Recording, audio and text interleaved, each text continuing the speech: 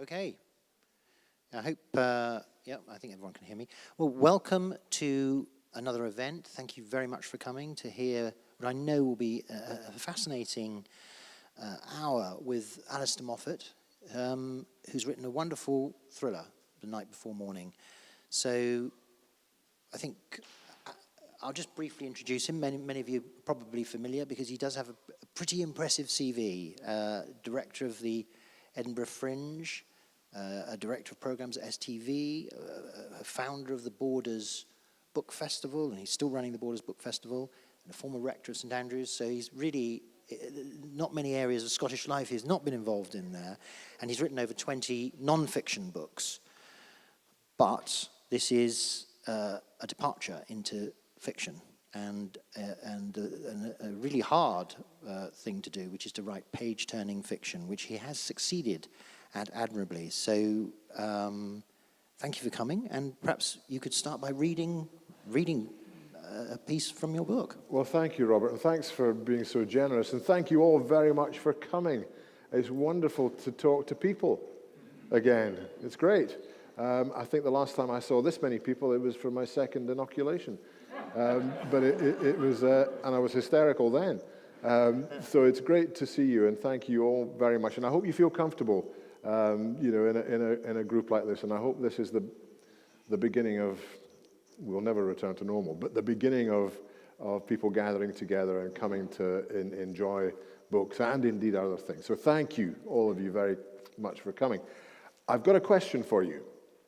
I know Robert's got lots of questions for me, but I've got a question for you. And the question is very simple. This novel is never going to win the Booker Prize. It won't even get nominated. It won't even be considered. But that wasn't my purpose in writing it. And my question to you is, after I read a little bit of it, I want to know if you want to know what happens next. Okay? Now, this is the biggest group I've tried this on. I've bored my children. So please, be honest. I believe in market research. So let me read this, and the question is, do you want to know what happens next? Okay? This is the prologue, and the dateline is the 16th of June, 1945. Under the canopy of the trees, it was black dark. Through the full leaf of high summer, no light could pierce the oaks and chestnuts, and the midnight path was a matter of guesswork. The man moved very slowly, often stopping, holding his breath, listening for the rustle of movement, sometimes stretching out a hand where he thought a tree trunk might stand in his way. He made slow and hesitant progress. And yet, about 100 yards away, he could see where he wanted to go. High, bright and full, the moon lit the night river, glinting silver off the water, but reaching it was taking much longer than he planned, and he couldn't risk a torch. Edging closer to the moonlit water, groping through the darkness, his feet, not his eyes, recognized exactly where he was. The last few yards of the track were paved, a memory of its ancient purpose, harking back to the time when many walked upon it, going about their daily business. Red sandstone paving led to the river's edge because once it had been a busy ford, the Monk's Ford. For 3 lazy, meandering miles, the River Tweed flows through sanctity, looping around 2 ancient monasteries, and in the millennia before bridges, this was the only place where monks had forded the great river. Now half forgotten, overgrown, and used only by the occasional horse rider, the track suited his purpose perfectly. Once the man had found the wooden kayak he'd hidden earlier that day, he dragged it to the edge of the river, making as little noise as possible. The moonlight was suddenly brilliant, almost dazzling, dancing off the water's surface as the river turned south towards his destination. Wading into the current, the man expertly steadied the kayak and sat down, rocking it slightly. Paddling quickly across to the far bank in its welcoming darkness, he allowed the current to carry him downstream and to what he hoped would be the solution to a mystery. Well, you want to know? Okay, anybody else can leave. But that was the idea, Robert, was really to figure out what would make me want to read on. Because writers often write what they want to read. And this all began in the most sort of inopportune set of circumstances. I was saying to Robert earlier, I had a big project of non-fiction. And again, as Robert said, I've not written any fiction at all. Just not, well, history. Some people may say it's fiction. But it's all been non-fiction, mostly history. And I've been commissioned to write a book about the great issue of the age. People think it's Scottish nationalism. It's not. It's English nationalism. That's the great issue of the age. And I wanted to write about that by making a journey around England and visiting places that English novelists and writers had made special. Daphne du Maurier in Cornwall. Obviously, Thomas Hardy in Wessex. J.R.R. Tolkien in Birmingham. He lived in Birmingham. Where he was raised is completely surrounded by concrete now, but it was rural in those days. And so that was what I wanted to do, but I couldn't do it. Why couldn't I do it? COVID. Lockdown. And so I'd written the first chapter, and it was like, that cartoon with the Roadrunner. I just kind of screeched to a halt, because I couldn't go anywhere. And I'm told reliably that I'm completely unlivable with if I'm not writing. And so I thought, well, what on earth do I do? And I thought, well, I'll have a go at a novel. But what I'll do is write it in a serial format, because many novelists did that. Conan Doyle did it, John Buchan, and so on. And of course, doing that now with the internet is really quite easy. I mean, Conan Doyle was in the Strand magazine with Sherlock Holmes, and you don't have to do that now. You just need a website. And so Berlin, my publisher, have a very good website. And so I started to write a serial. And I wrote the first episode, and up it went. And about 3 days later, I'd written the second episode. And it just got faster and faster and faster. And eventually, I'd written the damn thing well before, the third episode could go out. And so my publisher said, okay, we'll stop. And we'll publish it as a paperback, as a book. So it's very much a product of lockdown, very much so. Did you find that your method of writing, the hours you spent at your desk, or your sort of habits that you got into for the other books were changed, or did you just carry on? The actual mechanics of doing it, I have always done this. I've written around 40 books, and it's a nervous thing. But I always write in longhand to begin with, because I find a sheet of A4 paper is a very user-friendly object, because you can score things out, you can write stuff in the margin, you can put stuff on the back of the bit of paper, or whatever. A screen, when you're typing, is much less flexible. And so what I do is I write in longhand, always very early in the morning. I like to get started before 7. And I always remember my hero, who isn't Robert Harris or John Buchan. My hero is Walter Scott. And Scott, if you go to Abbotsford, which is a wonderful place, to his study, you'll see that there's a door in the kind of Minstrel's Gallery library that his study is, basically. And the door led from his bedroom. And he would get up very early in the morning with his dog and come down and start working. And Scott's phrase was, if you hadn't broken the neck of the work by 9 o'clock, you weren't trying. I mean, that's not exactly what he said. And so I like the idea very much of working in the morning. And that's what and also you get peace, frankly. And so I write in longhand all morning and then stop. We run a little farm, so I have plenty of chores to do at lunchtime and get something to eat. And then I start typing in the afternoon on my Mac. I've got a great bit of real estate that I type on. And usually I just clip the pages to my left and start. And again, what that gives you is another edit.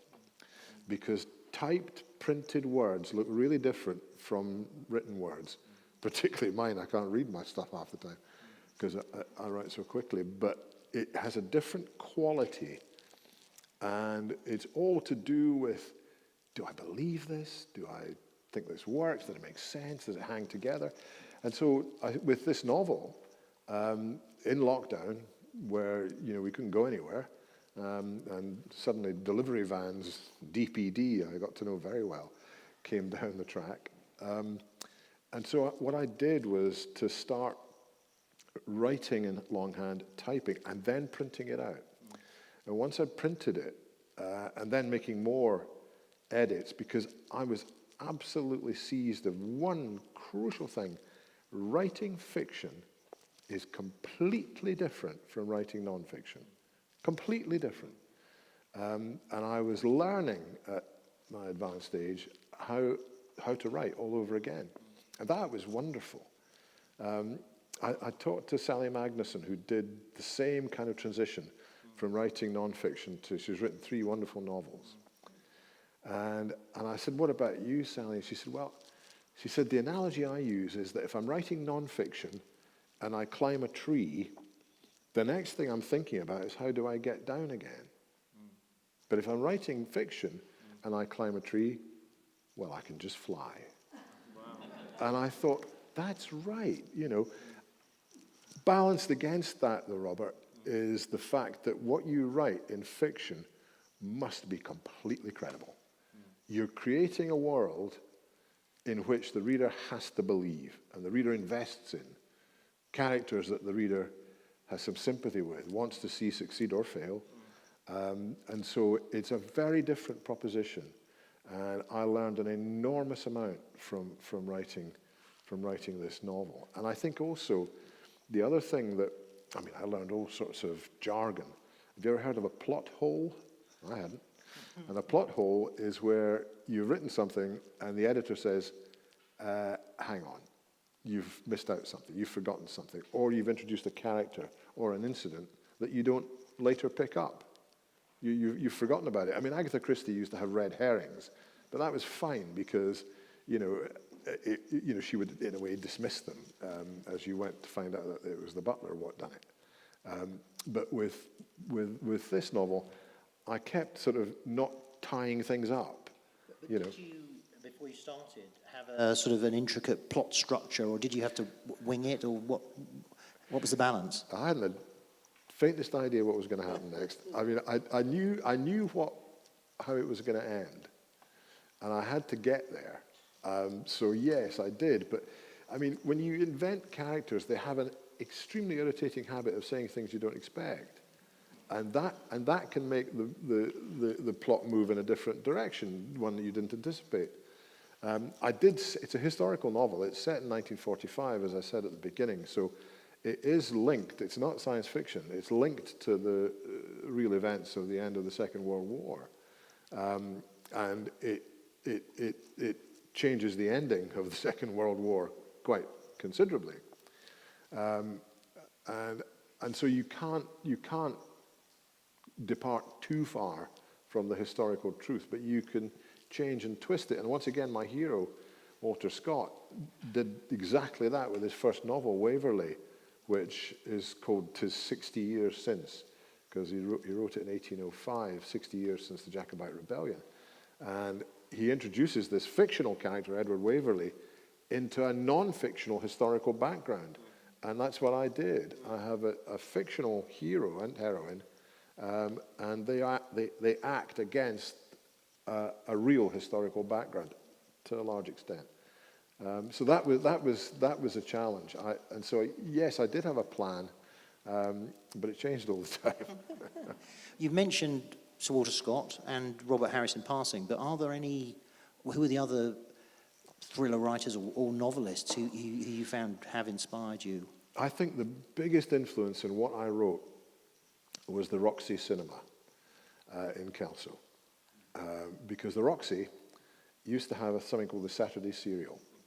And when I was a kid, I loved going to see that. They were produced by churned out by the movie studios in Hollywood. And they always ended with a cliffhanger, which brought you back the following Saturday morning to see the next. And so that I wrote this very much with cliffhangers.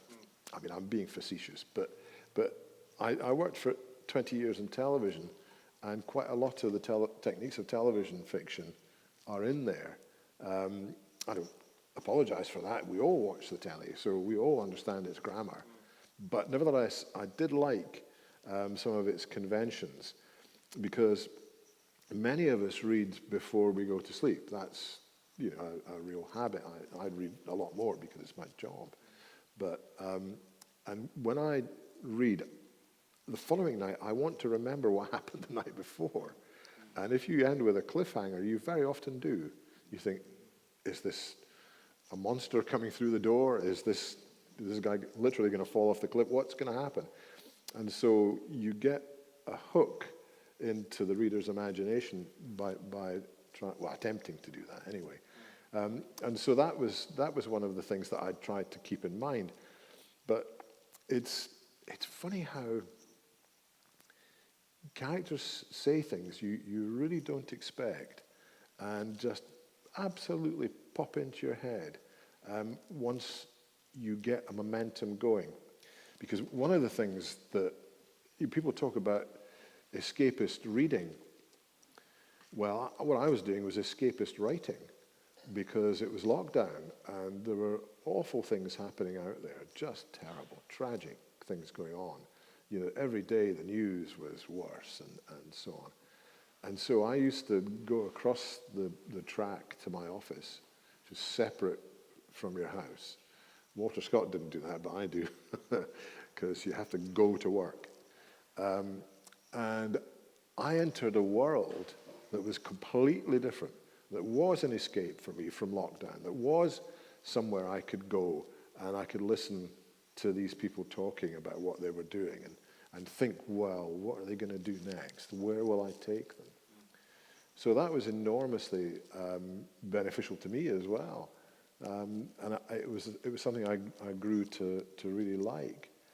And the other thing, of course, was that with lockdown, you couldn't literally go anywhere. So I had to stick to places that I knew very well. Because locations, places, are enormously important in fiction, and they give real credibility to the action. If you know what St. Andrews is like as a town, the 3 streets and the ruined cathedral and the university and so on, which I do know it very well, then it lends real heft to the story. You can visualize where they're running around at and so on. And so the action takes place in the Borders, in Berwick-upon-Tweed, in St. Andrews, and in the Arisaig Peninsula in the west of Scotland.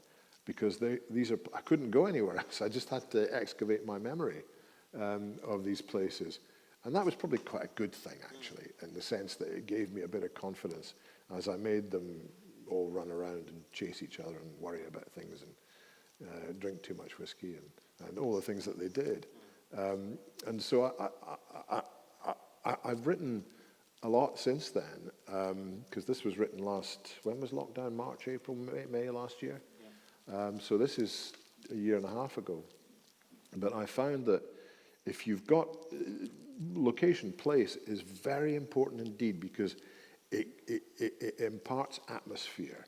I wasn't alive in 1945, so I can't, speak to what was in the... Well, I would have had to be much older than 1, to understand it. But of course, I didn't. I clearly obviously read about it. But if you're in a place and you can find an enormous amount in terms of, old photographs and all the rest of it, to make that place age, or go back in time rather. And so that was something I used a great deal. So did you use old photographs and old newspapers or things like that? Constantly, particularly newspapers. Just in pursuit of verisimilitude, just to be credible. It's easy to spot terrible solecism if you're not careful with your research. And again, it was lockdown, so I only had the internet. But I did use it a great deal, and would spend an awful lot of time with maps newspapers, as you say, which are easy to access on the internet. Not looking for specific events, but just, I was very interested in what people ate in 1945 and what they drank. I mean, there's all the cliches about spam and so on, and lunch, remember luncheon meat? Yeah. God, blimey. What was that exactly? Let's not go there. But nevertheless, if you remember that sort of thing, I mean, I was born in 1950, so I wasn't too far after that, and really kind of conscious of things 5, 10 years later. And they hadn't changed that much.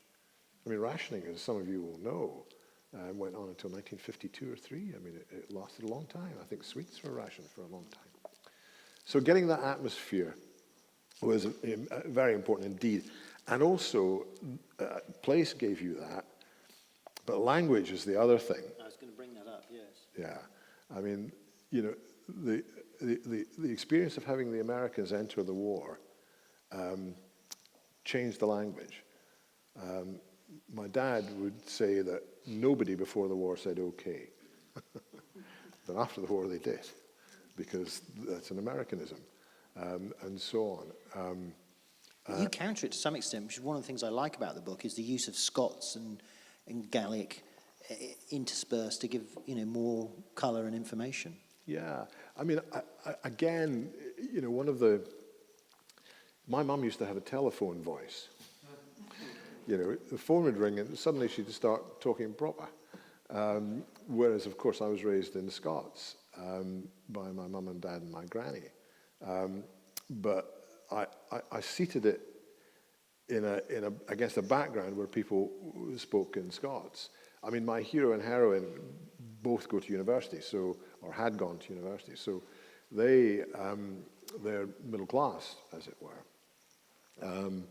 And so they don't speak in Scots, but the background is very emphatically Scotland. And yes, I mean, over in the West, again in 1945, many more people spoke Gaelic than do now. I mean, it's now unusual. I mean, it's only in Barra, in Castle Bay, and to some extent in the Western, in Lewis, that you'll hear Gaelic spoken in the street. It's not like Wales, whereas in Bangor or Carnarvon, you hear people converse in Welsh all the time. But in 1945, that was different. People did speak in Gaelic. And so that lends, as you were implying, Robert, that lends a bit of authenticity. I don't actually ask people to understand it, just that it was spoken, that was all. But again, you know, I mean, many of you will have been to Arisaig, Mora, Malik, and so on, and, you know, it's a stunningly beautiful place. And in a period of enormous jeopardy, one of the points that I made in the novel, in terms of the action and the drama and the mindset, the way people thought, was here is this beautiful place, absolutely under threat. You know, absolutely under threat. Could literally be destroyed. And of course that spurs people on to do things that they wouldn't otherwise think they were capable of. Exactly, and I mean, it's giving nothing away to say that London is bombed by an atomic bomb. So in a way, it totally puts all the pressure on Scotland as the source of resistance. What came first? Was it, I mean, I'm going to ask where'd you get your ideas question, but was it the idea of bombing London, or was it, I want to sort this in Scotland and then arrange things around that? No, it came from a reported conversation. George Rosey, the distinguished journalist, an old friend of mine, and George once told me that he'd spoken to an individual who worked in the Scottish office, retired at the end of the 1950s, had been a very high-up official at St Andrew's House, Edinburgh. And as a young man, he had met von Ribbentrop, the German ambassador to Britain in the 1930s, and von Ribbentrop had remarked to him, and this is just, you think these people are, you know, really dastardly and calculating and disciplined and so on. Apparently, von Ribbentrop was an appalling blether. And he said to this guy how close the Germans were in 1937 to achieving nuclear fission. And once you can achieve fission, you can make a bomb. And that was, remember all the stuff in Norway about heavy water and making plutonium and so on? They were actively seeking to do this. That's not an invention by any means. They didn't make it, thank the Lord, because they would have used it. There is no question. There is no question that they would have used an atom bomb had they had it. But the difficulty was that the Allied bombing was so intense. Speer rebuilt the industry almost as fast as it was being destroyed in 1943 and 4.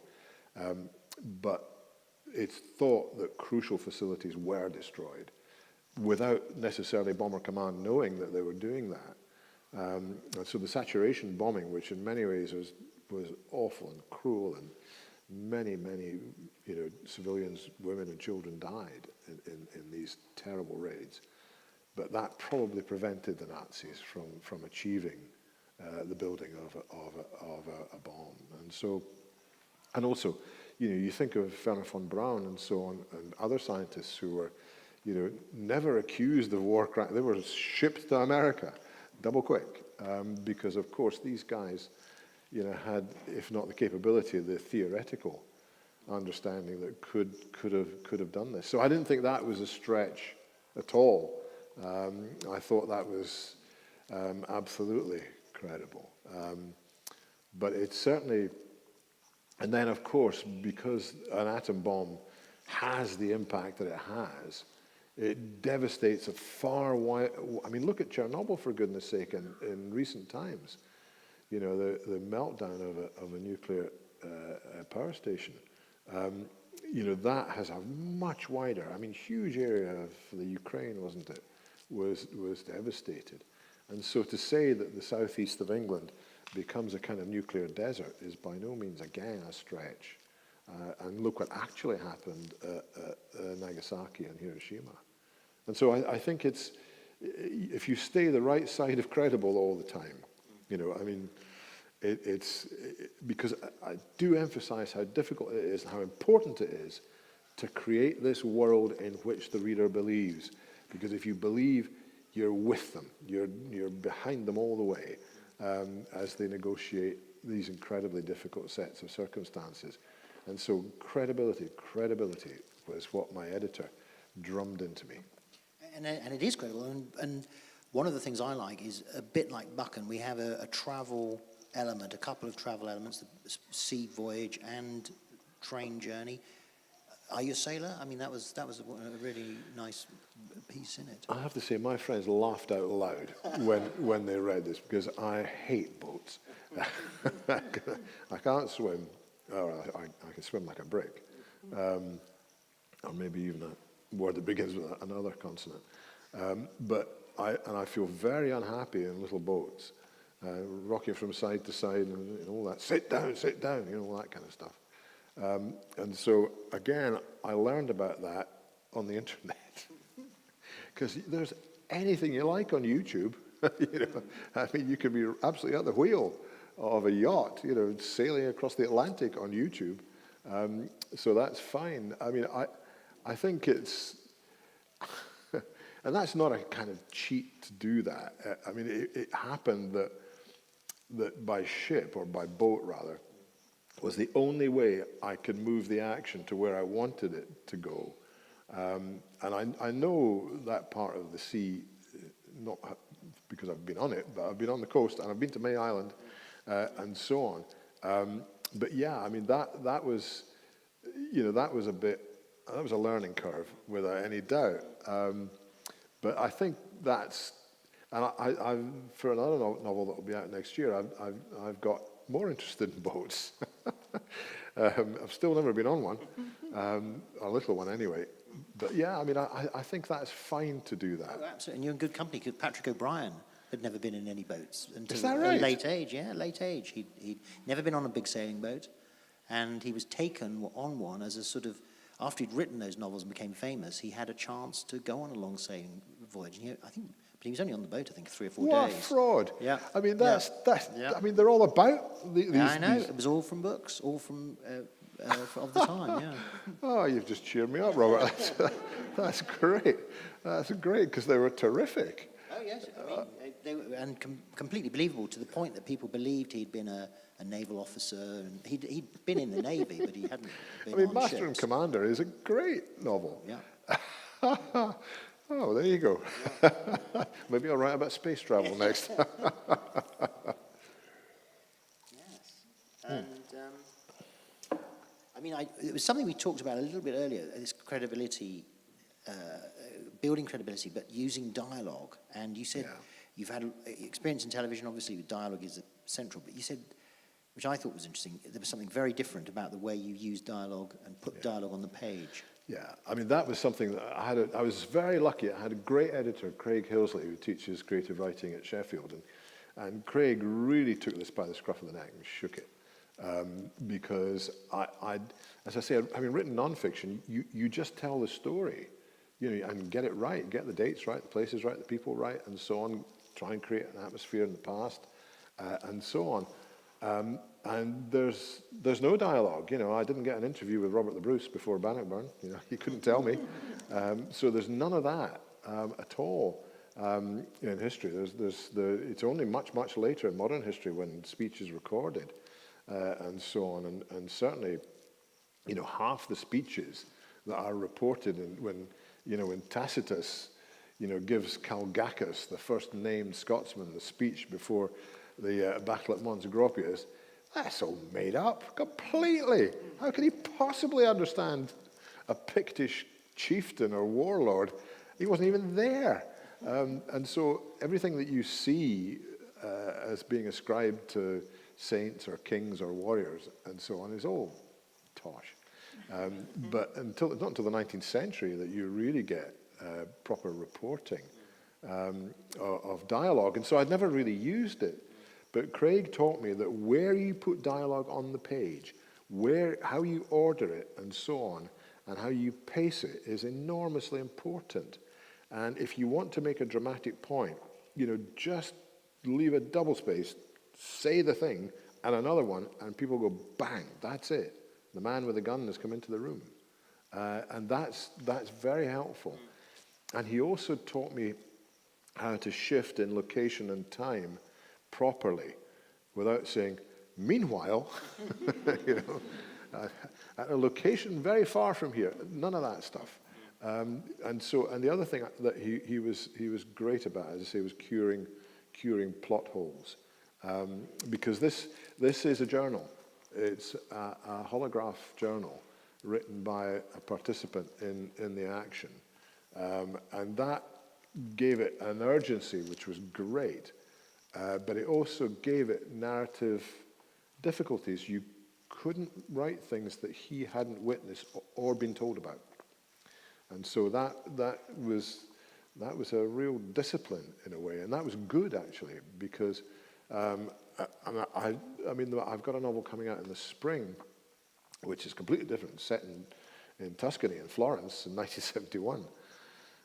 Nothing to do with atom bombs, and that really benefited from what I learned doing this one, and is much looser and freer in some ways. To use a journal for somebody who's an active participant in a war is urgent. That's good because they're there. They see innocent people being hanged by the Germans and so on. They witness it, and so that was a good thing. The other issue that I had, Robert, was in terms of credibility. Is how much can you shock people? Credibly shock them.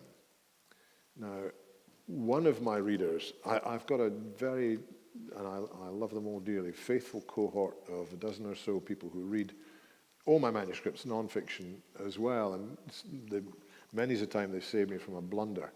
The wrong Edward was doing it at the wrong date, and so all that kind of thing.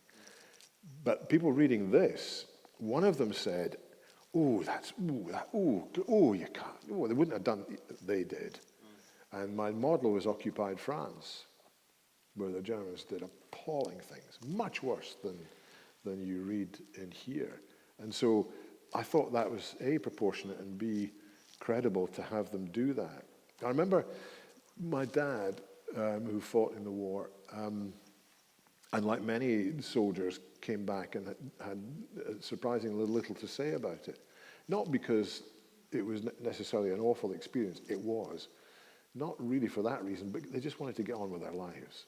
You know, everything had been put on pause for 5 years. I mean, my mum didn't see my dad after they were married for 3 years. They just wanted to move on. But what they did say, and I remember my Uncle David saying this as well, was that in the late 1930s, and it seemed that Neville Chamberlain was the only person in Britain who thought we weren't going to war with Germany. And I remember my Uncle David and my dad both saying there was something really evil going on in Germany. You just knew there was. And so they were fighting a manifest evil. Unlike in the First World War, where many soldiers weren't all that sure why they were fighting that war. But there was no question about it in the Second World War. And when Richard Dimbleby made his famous broadcast from Belsen in April 1945, the BBC management received his report and didn't broadcast it for 2 days because they couldn't believe it. They couldn't believe it. But when my dad and my other uncles came back having seen these things, there was no doubt about why they were fighting that war. And so I feel that, you know, the horrors that are recounted in this are actually historical. They're not invented. Of course, yes. And also, they give much more power to the good guys. You know, if you've got a really good bad guy or terrible things happening, it throws everything into more interesting relief. Oh, there's no doubt about that. And certainly, and also persuades people to do remarkable things which they never thought they would be capable of doing. I mean, these are not superheroes. They're people like us who find themselves in a remarkable moment in history at a remarkable and in a remarkable set of personal circumstances. I mean, they're fugitives. And this book is a gallop. You know, it's chase across Scotland. And they, you know, their chances are not good. Yeah. I mean, I'm not saying any more than that. No, we can't. We don't. Any more than that. Genuinely, you really want to get to the end of it. But perhaps we should turn to the audience. Are there any questions you'd like to ask Alistair? And if you do, just stand up and say them. I think or just the shout. volume. Yeah, shout them out. It'll be fine. Shout. Take your mask off though, because I can never hear anybody what they say. But yeah, I mean, one of the things that people say is that everybody's got a novel in them. And I remember a very famous novelist saying to me, and that's where it should stay. And when I published this, I thought, oh God, somebody's going to say that. You know, somebody's going. I mean, get in there first. Oh yeah, get in there first. Oh, you're right. Some decent enough history books, sir. When you started writing your novel, having a long track record of non-fiction, do you have to make a conscious decision whether you're going to write it in the first person, or is that just something that the shape of the novel dictates to you? That's a very good point. This isn't written in the first person. Well, it is, but by an imagined individual, not obviously by me. And in order for that first person approach to have power, you have to think your way into this man's brain. You know, what would he have done, credibly? What would his reaction have been? What would he have said to his old girlfriend when she rescues him? That's in the first 10 pages, so I'm not giving away a lot. But you're absolutely right. That is an important choice, hugely important choice. Most novels, or many novels, are written by the omniscient third-person observer who knows everything, knows how you feel, he knows who your granny was, knows how crap at football you were, or whatever. And that person can talk about the internal lives of everybody very credibly, the omniscient third-person narrator, and so on.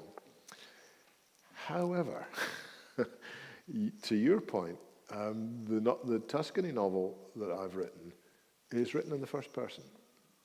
And it's written in the first person because I was fortunate enough to go to university in Florence for a term and learn Italian.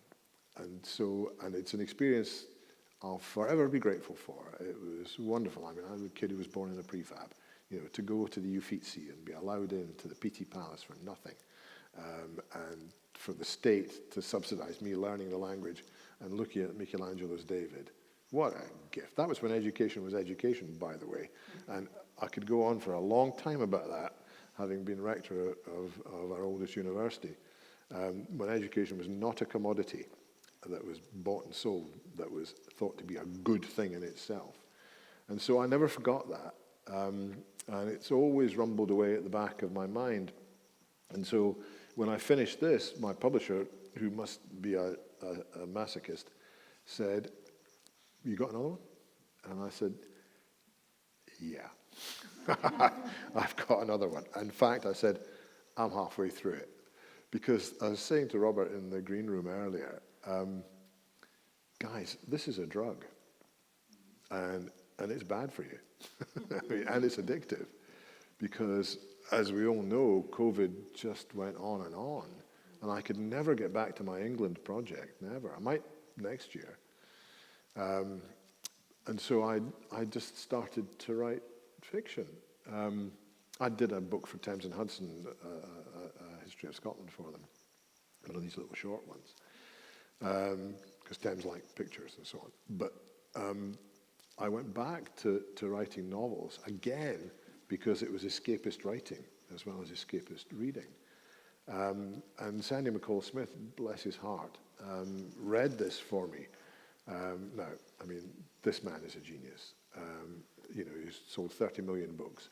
So when Sandy raises his eyebrow, you listen. And he said to me, again, so kind of him, he said, you can do this, and keep doing it. Keep doing it. And the more you do it, the more you'll love it. He said, but one thing you've got to consider, are you going to be a scattergun and write lots and lots of different things like Robert Harris does?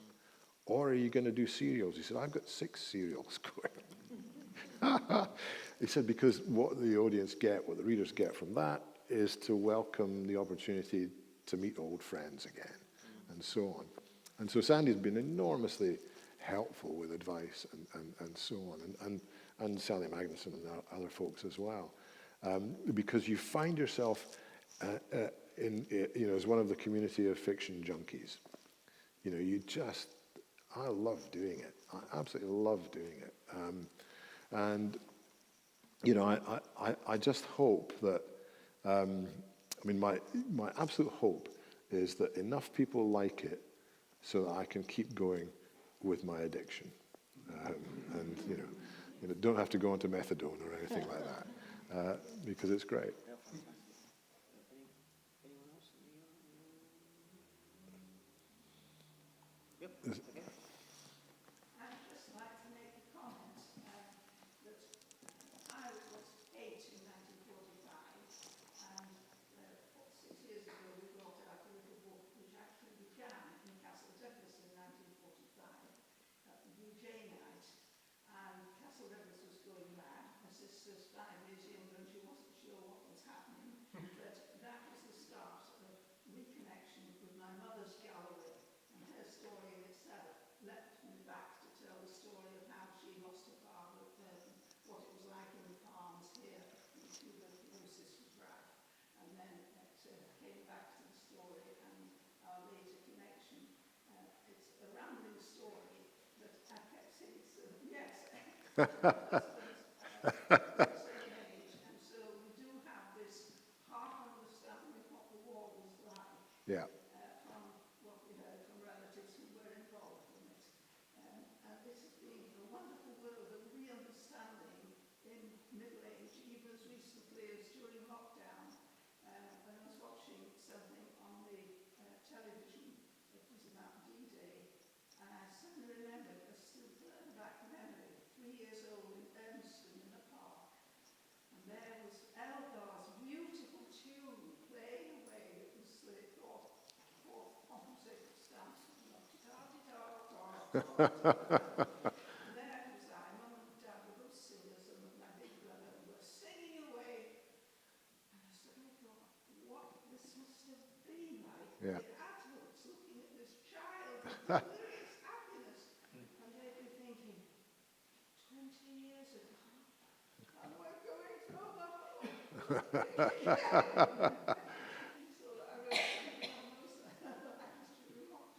I'm sure they were delighted to see kids dancing and so on. I mean, you were asking earlier, Robert, about source material and so on, and I was very, very fortunate to in the noughties between about I left television in 1999 when I was 48, when I still had some gas in the tank, to do something else because I'd spent a lot of my life doing that. But I kept on making TV for Border Television, which of course is virtually no more, as most of you will know, which is very sad.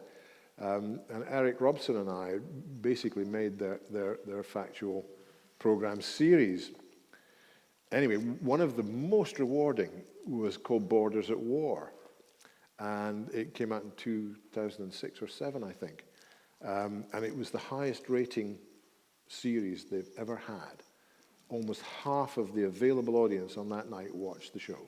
Because what it was about was the home front, what you're describing. And it wasn't about, D-Day and El Alamein and so on. The stories have been told a lot. It was about how people in Hawick, in Dumfries, in Kendal, actually survived, and what it was like, and what they did. I mean, poachers were amongst the most popular people because they supplied folks with class 1 protein in the shape of salmon and trout and so on, which they couldn't otherwise get. Rabbit catchers were revered because, again, they could do that. And the land girls were absolutely loved because they, many of them came from the city, from Edinburgh or or went out from Carlisle or up from Newcastle to help farmers get the harvest in. And there was one wonderful land girl who we interviewed, and she'd worked in Jenner's in Princess Street in Edinburgh. She was a cashier. Remember when the money used to go whoosh along these sort of, she did that. And her name was Jane, I remember. She was just lovely, lovely woman. And she adored being a land girl in Berwickshire, just loved it. And they got on very well together. But then a group of half a dozen land girls arrived from Tyneside. And she said, oh, they were completely different. I mean, working in Jenner's, Tyneside, whoa. And she said, the first thing that happened was that they found out where all the local dances were. And there was an airfield at Charter Hall in Berwickshire, which was very important in the Second World War. And one of the girls was absolutely, the Tyneside girls, was great at organising all the other land girls. She said, there's a dance Churnside, which is a little village in Berwickshire, on Saturday night. And all the RAF boys are going to be there. And all the Polish guys. Now, they were much in demand because they could dance. And they used to click their heels and were very polite. And she said, we all got dolled up, half a dozen of us, and we turned up at the village hall. And just before we went in, this girl from Tyneside said, right, girls, you ready? Bums in, tits out, let's get in there. And I just thought that was wonderful. And you can understand why she remembered that remark. And because, of course, that sort of thing is absolutely precious. Because if we hadn't recorded that interview, that would have been lost, absolutely lost. And so I relied on that sort of material a fair bit for the book. And there are some jokes in it, and most of them come from Borders at War. But also the other thing that I don't know about you guys, but I like the good guys to win. Makes me feel better, because so often they don't. The bad guys win. But I found myself not just a writer, but a cheerleader as well. Just kind of willing them on. And because they do become third parties in a way. I quite often have no idea what they're going to say next. And so you're kind of encouraging them. I mean, I know that sounds like nonsense because I'm actually typing dialogue. It's coming out of my head. But you're kind of encouraging them. And the more you become a cheerleader and less a writer, actually, I think the better the stuff gets. And I found a very curious sort of physical thing. The faster the action got, the faster I actually physically wrote, because I just couldn't get it down quickly enough. And I get terrible cramp, and so on. And when I clipped the stuff up on my board next to my screen, I couldn't read half of it because it was written so fast, so quickly. Because once you're galloping, once you're going, things keep coming up right in your face, and you've got to try and get it down. You've just got to try and catch it, because that's the other thing that again I found was completely different from non-fiction. Completely different, was that novels, telling a story has momentum. It really does. I made a great mistake a few months ago of putting aside a novel halfway through for about 4 weeks.